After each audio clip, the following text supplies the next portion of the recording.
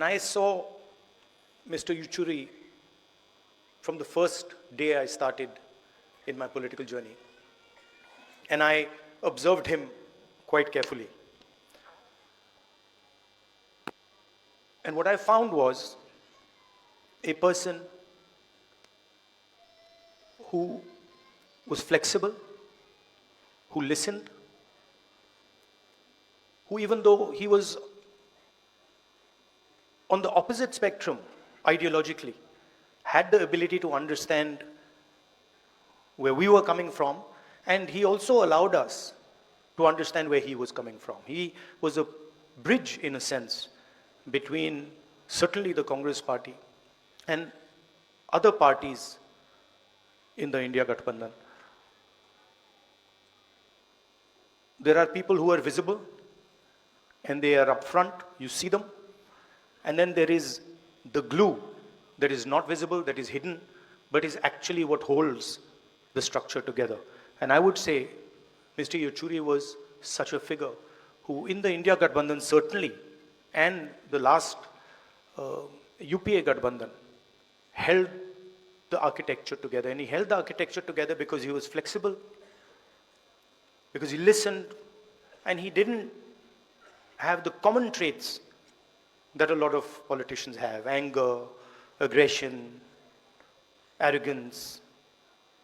These things were missing, and this is rare in our work. So he was a friend.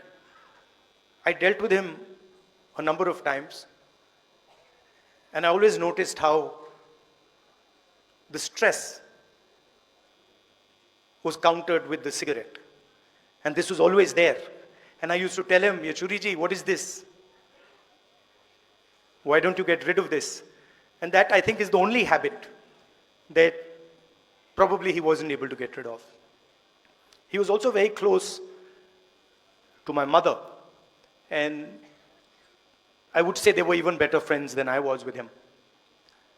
And a few days ago, he came to meet my mother. And they were sitting there, and I saw Mr. Yechuri was coughing. And I realized that both of them have the same attitude when it comes to hospitals, which is that neither of them want to go to a hospital under any circumstances. I knew they were watching each other. So immediately I caught Mr. Yechuri. I said, Yechuri ji, you're going in the car, you're not going home, you're going to the hospital. And I told my office people that, look, he has to go to the hospital.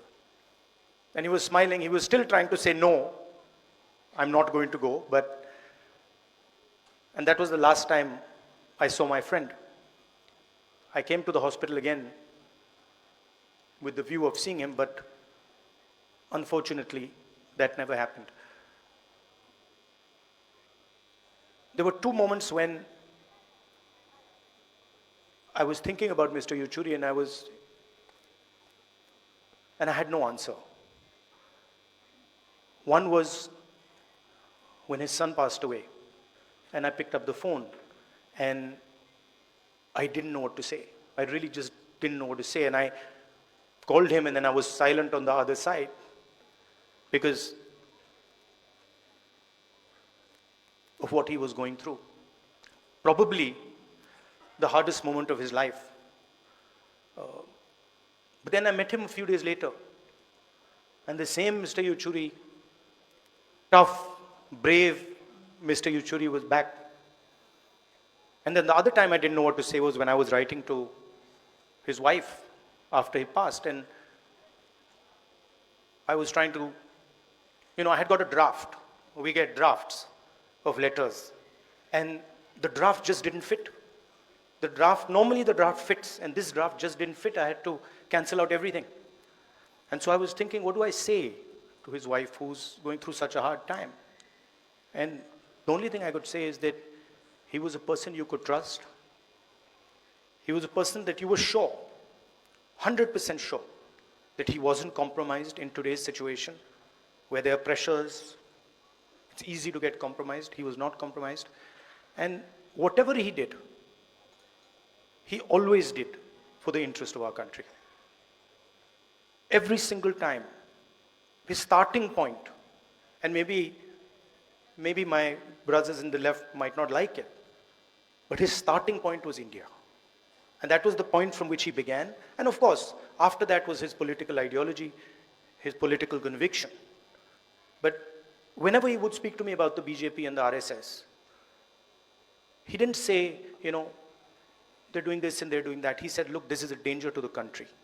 What they're doing to our institutions, what they're doing to our structure, what they're doing to our education system is going to destroy India. And that's how he lived his life. I'm very proud to have been a friend of his. Thank you.